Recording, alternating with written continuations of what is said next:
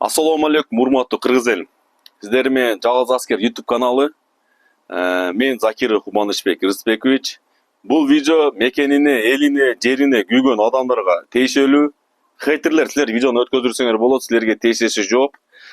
Урматтуу кыргыз элим, өзүңүздөр билгендей Кыргызстанда мына менин көз карашым боюнча 4 адам аябай чоң жакшы иштеп атат да. Биринчи президент Садыр Нуркожаевич, экинчи Камчек Кыдышаевич, үчүнчү Жеңишбек Шерматович, төртүнчү мына Дастан деп койсок да болот. Молодец. Мындай айтканда Кыргызстанга, кыргыз элине пайда келип турган, мына жан тата турган, күйө турган ушул 4 адамга кошулуп, ушу мен дагы салымын кошуп кетейин деп ушул видеолорду тартып, элге мына сиздерге алып чыгып атам. Өткөн комментариялар боюнча бирөө тез сүйлөйт экенсиң, бирөө эзилет экенсиң дейт. Мындай бирөө кыргызча сүйлөбөйт экенсиң, бирөөсү адабий тилде сүйлөбөйт экенсиң деп жазып тур да. Ушу баардыгыңарга жооп. Мен тез аз сүйлөй турганда радиодо бир диктор эмесмин, же бир алып баруучу эмесмин. Мен журналист эмесмин. Мен блогер да эмесмин. Анан кыргыз тилден же адабияттан сабак өткөн агай эмесмин. Мен кыргыз элине, жерине күйгөн жаран, мындай айтканда активист.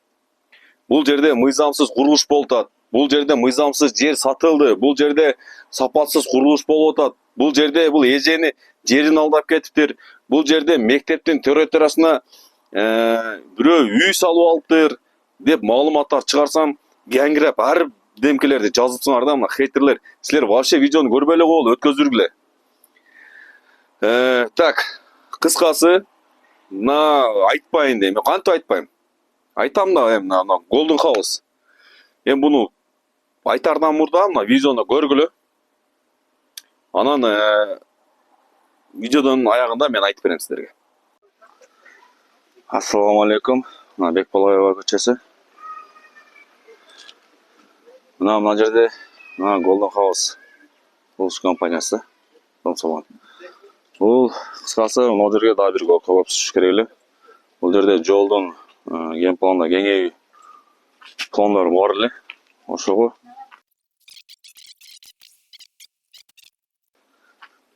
мына жолдун чети да.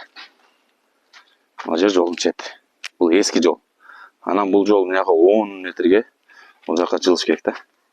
Проект боюнчачы. Эми бул мындай кылып дом курулуп атат.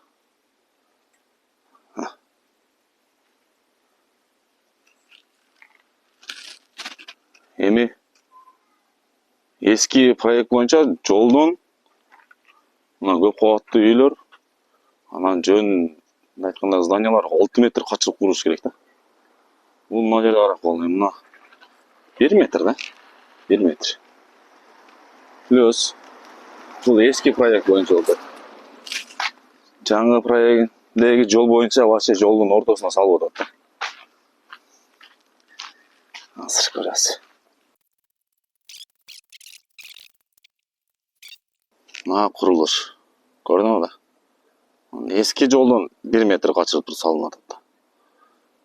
Өзү жаңы бул жерде жол 20 метрлик болуп чоңоюш керек. Бирде ген план ушундай бар болгон да. Азыр мен видеого тиркеп кетем ген пландын несі боюнча. Ген планы боюнча бул мындай айтканда бир 15 метр чыгып алган стройкасы. Азыр эми буну видеону тартып, то есть курулушту бүтүп, видеону тартып чыгарабыз маны. Эл колдобойт, эч ким реакция кылбайт. Анан эртең бул квартираларды сатат, бул жерге элдер жашайт, анан кой эми элдер жашап атат, муну кантип бузат элек деп ушундай нерселер чыгат. Мына шаарга, Жеңиш ака, мына ушинтип мыйзамсыз нерселерди мынтип тартып чыгарып койдум. Ушуну бизди көзөмөлдөй турган кимдер бар? Мына архитектура, мына курулушка ким уруксат берип атат? Мына мэриянын кызматкерлери барбы? Анан мына башка груздар келиптир, биякта жолду өлтүрдү, аерде аварийный дом бар, знак запрещен, дагы эле кирип чыгып атат. Эми домдун аягына караганда. Азыр арка жагынан дагы тартам. Ким көзөмөлдөйт эми?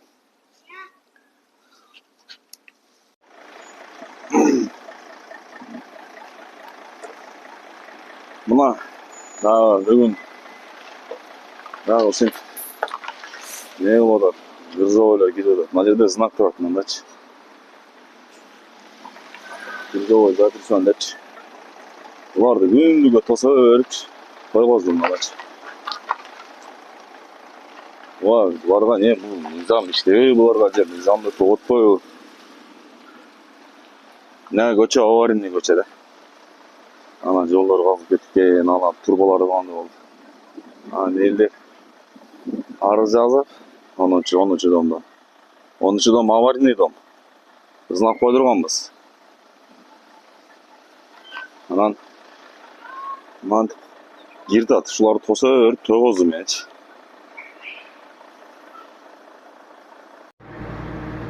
Эми бул адамды тоготпогондугу да азыракта видео тартып айтып келдим. Мынакта эмне кылба депчи, өтсө болбойт деп. Мындан кылган калган.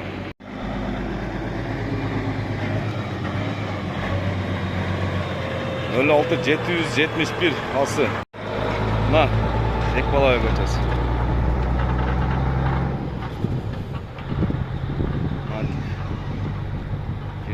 Мен азыракта ошол жакта видео тартып келдим мына көчөдөнчү. Койгула, ушу болбойт, мына опасный, бул жолго болбойт депчи. Буну биз зериккенден койдурган жокпуз бул знактычы. Өкмөт да жинде эмес.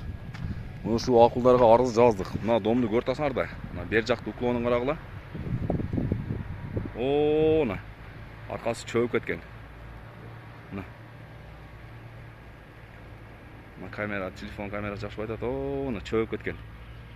Мына Кулат Кичи районунун 10-дом мына, 10-дом. Мына Бекбалаев көчө. Бул дом аварийный берилген. Муну өкмөт бул жерге башка груздар жүргөнгө болбойт, грузовой запрещен деп знак койгон. Эми мына кылгандарын карап койгула. Эми кантип видео тартпай коеюн, кантип чыгарбай коеюн эми. Так, мына видеону көргөнүңүздөр. Жолдун тилкеси бар. Ошо жолдун тилкесинен үй курулабы, көп кабаттуу батир курулабы, же болбосо магазин курулабы, жолдон 6 метр качырылыш керек. 6 метр. Бул мыйзам. Бул домду жолдон 1 метр качырылып туруп, мына көргөнүңүздөрдөй дом куруп атат, турабы? Азыр эртең бир 5 жылдан кийин дагы ошо бир бул жеңиш ака ого чейин чарчайт. Улам кеч келе ушу мыйзамсыз курулуштар жүрө бербейт. Улам уже ошту көчүрүп жүрө түгөнөйүн деп калыптыр бечара. Азыр ушуну эртең барып буздуруп, наркы берки кылдырбасаң, мына азыр катлабанын коюп, 1-этажын коюп, 2-этажын коюп, 3-этажына өтөйүн деп калыптыр. Видеодо көргөнүңүздөр. Бул азыркы эски жол боюнча 2016 жылдын проектине караганда, сүрөтүн тиркеп кетемин. Ошол жол 20 метр болуп кеңейет.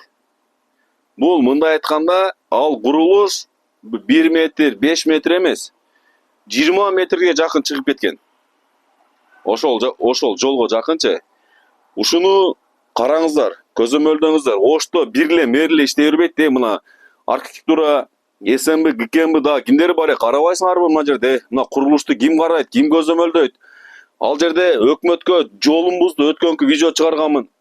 Канча жолго зыян келтирди. Ал жерде суу өткөн, канализация өткөн, бардыгын жолдорду тешип, өлтүрүп жок кылды же. Буга чейинки видеолордо көрсөңүздөр болот.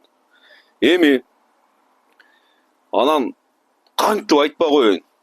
Golden House дейт. Мен ошол Бекбалаев көчөдө жашайм. Менин көчөмөн өтүп атат. Ал жерде көчөдө большой груз, оор салмактуу жүктөөчү унааларга уруксат берилбеген эмес. Знак турат, запрещен деп. Грузовой запрещен деп. Жок, ал жерде өтөт, бетон мешалка өтөт, помпа өтөт. Мындай айтканда, эми 8 тонна, 10 тоннага чейин өтсө болот. Бирок 10 тонна, 20 тонна, 30 тонналык техникалар өтүп, биринчиден жолду бузуп атат. Эртең ошо жолду биздин ушу налогду төлөтүп, президенттен жалдыратып, камчы кыдышаш бирөөнү барып коррупцияны мындай айтканда кустуруп, каматып, анан ошонун акчасын келип кайра жол жасагандан көрө, мына мыйзамды бузуп атат. Мында бир курулуш компания мыйзамды мындай айтканда жестко эле бузуп атат да. Прям жестко бузуп атат. Мына анча-мынча да мындай сөгүп айтууга туура келип калат да. бузуп аткан адам турабы? Фирма бузтабы? Штрафты сал, курулуштун токтотсун, асфальт төшөсүн, штрафтарды төлөсүн. Буга чейин шаарда 2 гектар жерди мыйзамсыз сатылган жөнүндө видео чыгаргам. Ошол видеону чыгарып, эми эл баалайт десем, бааланбай калды. 5000 просмотр менен калып кетти. Бул мындай компанияларга уруксат бербеш керек. Ал жерде мыйзамсыз жер сатылган аз кеңесип, 12 этажга уруксат алган дом 13 этаж салып алат. 12 этажга уруксат берди, 13 этаж салып алды. Шундай болобу? Мисалы машинага Б категориянын правасын алсаң, Д-ныкын айдай албайсың да. Ошо берилген гана уруксатка салыныш керек, берилген уруксатка гана айдаш керек. Мисалы. Ошондон урматтуу кыргыз элим, мындай видеонун аягына чейин толук көрүп, жакшына колдоо көрсөтүп коюңузду суранабыз. Ушул видео жетсин. Жеңишбек Шерматовичке жетсин, Камчек Кыдышаевичке жетсин, Садыр Нуркожоевичке жетсин. Силер баалагыла, мына эл мына жерде алдап кетип атат, мына жерде мыйзамсыз курулуш болуп атат деп айтып атам. Мен бул жерде Carfax таза деп бир өлүп калган машинаны реклама кылып аткан жерим жок. Же болбосо бир играны реклама кылып аткан жерим жок. Мен сиздерге бул жерде мыйзамсыз курулуш жана Ошко Кыргызстанга зыяны тийип атат. Ошол салынган жер, ошол сатылган жер ар бир Кыргызстандын акысы бар ал жерде. То есть кыргыздардын акысы бар. Урматтуу кыргыз элим, же кыргызстандык десем, кыргыздар десем, башка улуттагылар мындай туура эмес түшүнүп жүрбөңүздөр. Кыргызстандын паспорту бар адамдар бардыгыңыздар кыргызсыңыздар. Кыргызстанга күйүш керек. Мына 4 жаран күйүп иштеп атабы? Ошолорго салымды кошуш керек. Менин максатым ушул видеону тартып, сиздерге жеткизип, чыгарып берип коюш. Анан силер колдоп, жогорку айтып кеткен адамдарга жете турган болсо, чара көрүш алардан болот. Ошондуктан колдоп видеону Камчек Кыдышаевичке, Садыр Нуркожоевичке жетсин.